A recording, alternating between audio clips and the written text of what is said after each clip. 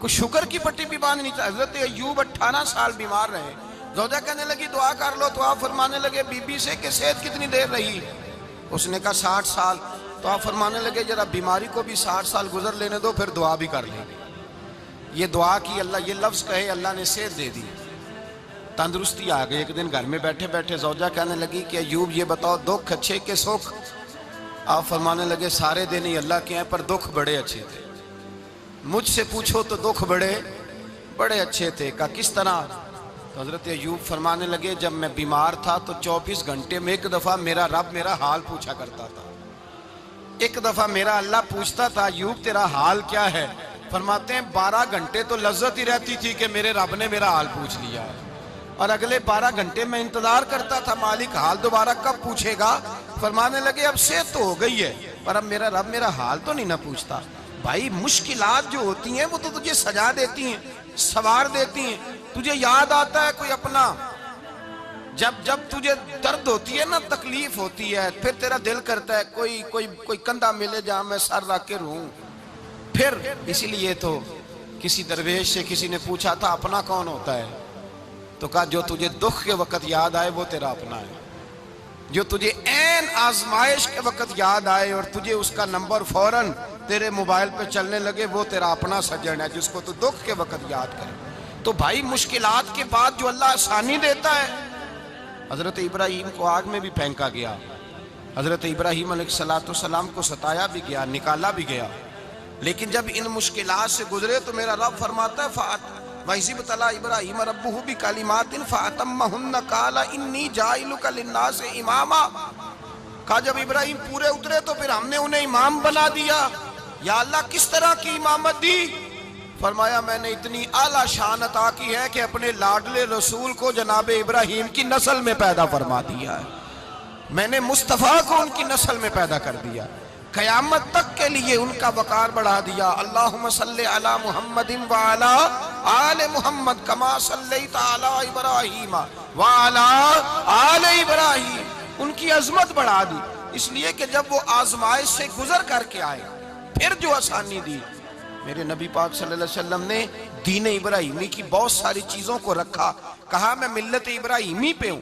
جب کوئی مشکلات کو عبور کر کے آتا ہے, جب کوئی تکلیفیں سہ کر کے آتا ہے, اس کے لیے جو اجر ہوتا ہے, اس کے لیے جو پھر اللہ کتنی ذرا بڑی توجہ کیجئے گا.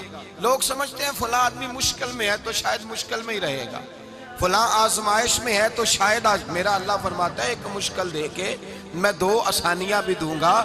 تم مشکل دیکھ رہے ہو, مشکل نہ دیکھو, وہ جو اس کو بعد میں آسانی آنے والی ہے, اور ڈبل جو میں اس پر نعمت کرنے والا ہوں اس کو دیکھو. حضرت یوسف کو بھائیوں نے کنویں میں ڈال دیا تھا, اور جب کنویں سے نکلے تو مصر کے بازاروں میں بکے, اور پھر زلیخا نے الزام لگایا تو حالات بگڑ گئے. حضرت یوسف کو جیل جانا پڑا.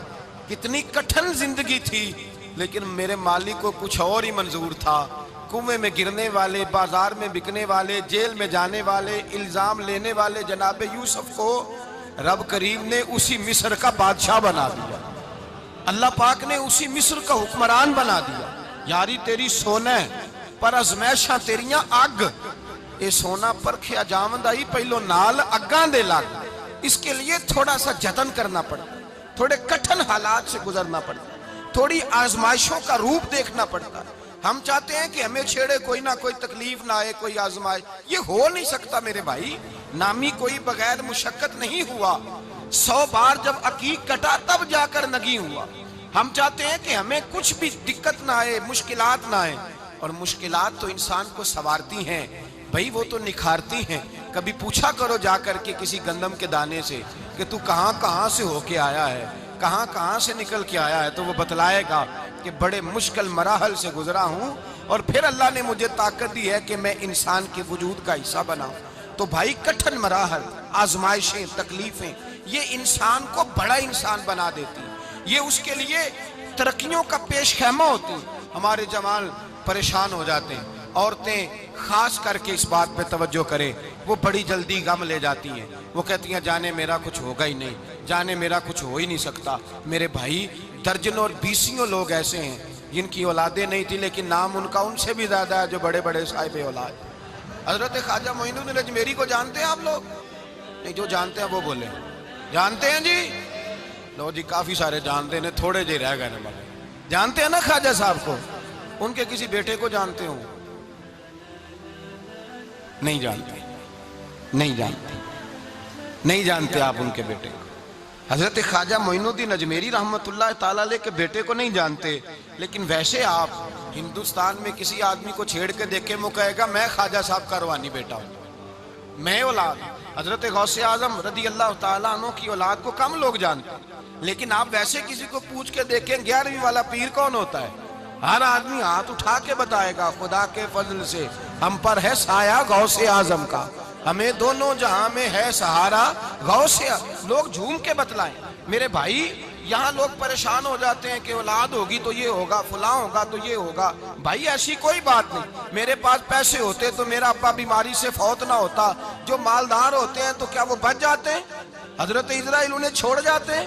او خدا کے بندے تو کیسی بات کر رہا ہے؟ یاد رکھ، یہ جو آزمائشیں ہوتی ہیں، یہ جو تکلیفیں ہوتی ہیں، یہ جو تھوڑے سے مشکل حالات ہوتے ہیں۔ حضرت یونس علیہ السلام کی دوستی ہوگی حضرت جبریل امین سے، تو جناب جبریل ملنے آئے۔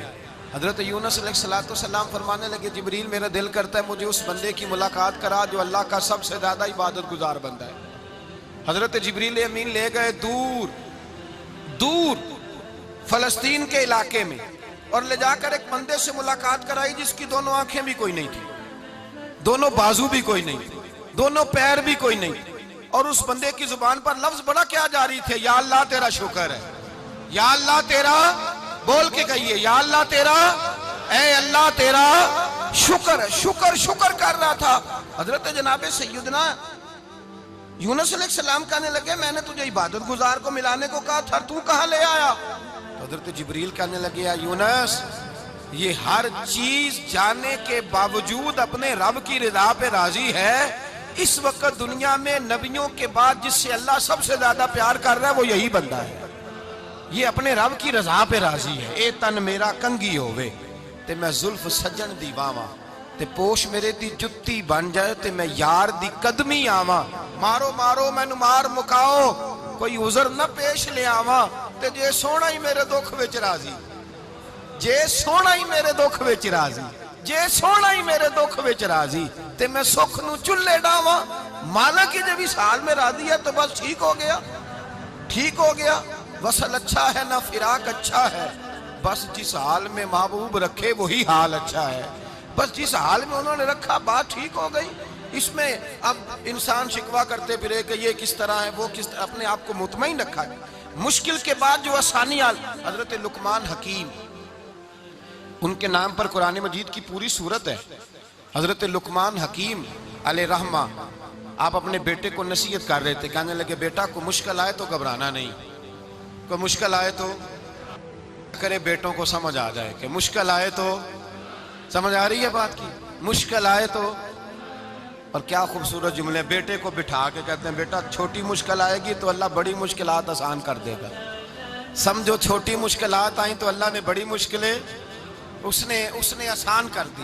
اور آپ کو بتاؤں اصل انسان ہوتا ہی وہ ہے جو مشکلوں میں جینے کا ڈھب سیکھ جاتا ہے، وہ بن جاتا ہے جو کرب کے حالات میں جینے کا سلیقہ سیکھ جائے۔ اپنے بچوں کو یہ سمجھانا، حضرت لقمان بیٹے مشکل آئے تو گھبرانا نہیں، بڑی کو ٹال دیتی ہے، وہ نیکی کا اور آسانی کا پیش خیمہ ہوتی ہے۔ اللہ اس کے بعد آسانی سمجھا رہے ہیں۔ کچھ دنوں کے بعد کہنے لگے آؤ فلاں اللہ کے نبی کی ملاقات کو چلیں، فلاں نبی علیہ السلام سے ملنے چلتے ہیں۔ اس زمانے میں جو نبی تھے ان سے ملنے چلے گئے۔ بیٹے کو بات یاد تھی، گھوڑے پہ بیٹھے، امام ابن جوزی نے اس کو لکھا ہے، گھوڑے پہ بیٹھے تھے دونوں کے پاس گھوڑے تھے۔ اب رستہ بہت زیادہ تھا، کھانا ساتھ لے لیا، پانی ساتھ لے لیا، رستہ لمبا تھا، صحرا کا علاقہ تھا۔ جب جانے لگے تو اتنی سخت گرمی ہوئی کہ گھوڑے بھی بے ہوش ہونے لگے، اچانک ایسی گرم لو چلی کہ گھوڑے بھی۔ اب دونوں باپ بیٹا جو تھے وہ بڑی جوش میں تھے کہ جانا ہی جانا ہے، گھوڑے سے اتر کر کے پیدل چلنے لگے۔ اب پیدل چلتے چلتے ذرا آگے گئے تو اب گرمی میں جتنا بندہ پیدل چلتا ہے اتنا پیاس بھی زیادہ لگتی ہے، تو پانی پیتے رہے، کھانا کھاتے رہے، کھانا پانی بھی ختم ہو گیا۔ تھوڑا آگے چلے نا، اس قدر تکلیف بڑھی کہ حضرت جناب لقمان کے بیٹے کے پیر کے اندر ایک ہڈی پیوست ہو گئی، اتنی بڑی ہڈی تھی وہ اندر ہی چلی گئی پیر، خون کے فوارے گرنے لگے، بیٹا بے ہوش ہو گیا۔ حضرت لقمان اس کے سرانے بیٹھے تو بیٹا تھا نا، آنکھوں میں آنسو آ گئے۔ بیٹے نے آنکھ کھولی تو کہنے لگا ابا جی آپ تو صبر کرنے والے ہیں، آپ رو رہے ہیں؟ فرمایا بیٹے میں کیا کروں، میرے سینے میں جو دل ہے وہ ایک باپ کا دل ہے، تو باپ جو ہوا تیرا، تیری دکھ پر رونا آیا۔ بڑی مشکل سے دانت کے ساتھ ہڈی نکالی، ہڈی نکلی تو خون بھی چلا۔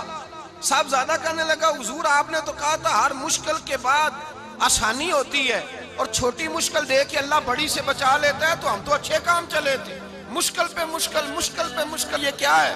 حضرت لقمان کہنے لگے بیٹا نہ تو رب کی حکمتوں کو جانتا ہے نہ پوری طرح میں جانتا ہوں، لیکن جو میں نے کہا تھا وہ بات سچی ہے۔ فَإِنَّ مَعَ الْعُسْرِ يُسْرًا إِنَّ مَعَ الْعُسْرِ يُسْرًا، اللہ ہر مشکل کے بعد آسانی عطا فرمائے گا، اور فرمایا میرا ایمان ہے کہ ضرور ضرور عطا فرمائے گا۔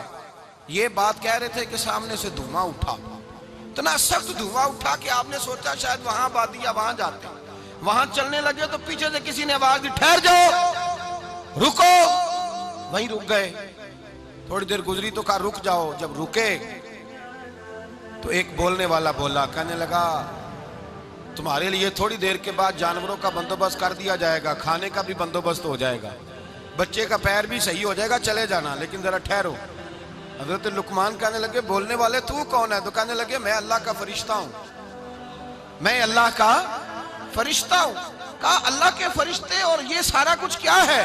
تو فرشتہ کہنے لگا اصل بات یہ ہے کہ سامنے بستی پر مجھے عذاب نازل کرنے کا حکم ملا تھا، آپ بڑی تیزی سے آ رہے تھے، میں نے رب سے دعا کی کہ اللہ اس باپ بیٹے کی غلطی کوئی نہیں، مہربانی فرما۔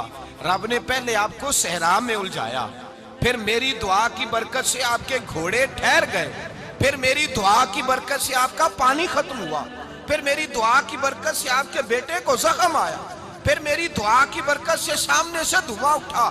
فرمایا یہ جو تمہیں مشکل پہ مشکل آ رہی تھی، یہ تو میرا رب تمہیں عذاب سے بچانا چاہ رہا تھا، یہ جو تمہیں مشکل پر مشکل آ رہی تھی تو میرا مالک تمہیں عذاب سے بچا رہا تھا، تم سمجھ نہیں رہے تھے۔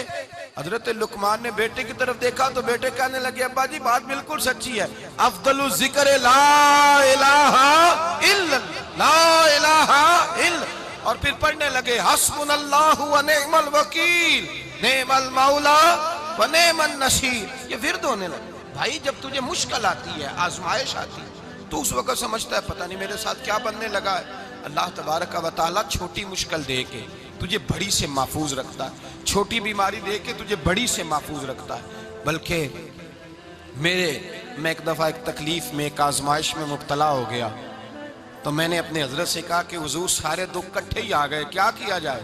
تو آپ فرمانے لگے بڑے خوش نصیب ہو، جوانی میں اللہ نے دکھ دے دیے، بڑھاپے میں آئے تو برداشت نہیں ہوتے، یہ تو بڑے وقت پہ آ گئے، شکر ادا کرنا چاہیے، اس زمانے میں برداشت نہیں ہوتے، اب آسانی ہے، ان کو برداشت کرو، ہمت کرو۔ میرے بھائی یاد رکھیں آزمائشیں، تکلیفیں آپ کو بڑا کرنے کے لیے آتی ہیں۔ ہم آزمائش کو برا جانتے ہیں، دکھ کو برا جانتے ہیں، دکھ تو بڑے پیارے ہوتے ہیں، یہ رونے کا سلیقہ سکھاتے ہیں، یہ اللہ کو منانے کا طریقہ سکھاتے ہیں، یہ مسجد میں جانے کا۔ وہ جو سکھی بندہ ہے نا، سکھی، مجھے ایک صاحب کہنے لگے دو قسم کے لوگ مدینے سے آتے ہیں، مدینہ شریف پوچھنے لگے، کہنے لگے حضرت جی دو قسم کے بندے ہیں، کچھ واپس جاتے ہوئے تڑپ رہے ہیں، کچھ تصویریں کھینچ رہے ہیں رخصتی کے وقت، فرق کیا ہے؟ تو میں نے کہا وہ جو تصویریں کھینچ رہا ہے وہ امیر آدمی ہے، اسے پتہ ہے کہ میں پھر ٹکٹ لے لوں گا، مہینے کے بعد پھر آ جاؤں گا، اور یہ مدینہ چھوڑتے ہوئے تڑپ رہا ہے یہ کوئی غریب ہے، یہ کہہ رہا ہے پتہ نہیں دوبارہ موقع ملے کہ نہ ملے، یہ دکھی ہے، یہ آزمائش میں دکھی۔ سکھی بندہ تو مکے جا کے نہیں روتا، وہاں بھی کھڑا ہے ڈٹ کے کھڑا، دکھی کوئی نہیں تو روئے کیسے؟ روئے کیسے؟ دکھیے دی گل دکھیا ہی جانے، دکھیے دی گل، کیا خوبصورت لفظ ہے میاں صاحب کی، اور لفظوں میں حسن دیکھے، کہنے لگے دکھیے دی گل اے دکھیا ہی جانے، تے سکھیے نو کی خبراں، تے یار جنہ دے موت نے مارے روندے نہیں تک تک قبراں۔ یہ مشکل مرحلہ ہوتا ہے، جب انسان تکلیف میں ہوتا ہے پھر اسے احساس ہوتا ہے، اور تکلیف والے کو ہی تکلیف والے کی تکلیف کا احساس ہوتا ہے۔ جب آپ کو اللہ مشکل دیتا ہے تو سمجھ لے رب آسانی دینا چاہ رہا ہے، جب تیز دھوپ آتی ہے تو سمجھ لے اللہ گرم ہوا گزار کے ٹھنڈی بارش برسانا چاہ رہا ہے، اور جب چاروں طرف سے گھٹن ہو، پنجابی میں کہتے ہیں گمہ لگ جائے، تو پھر سارے بول کے کہتے ہیں اب جو طوفان آئے گا وہ سخت ہی آئے گا۔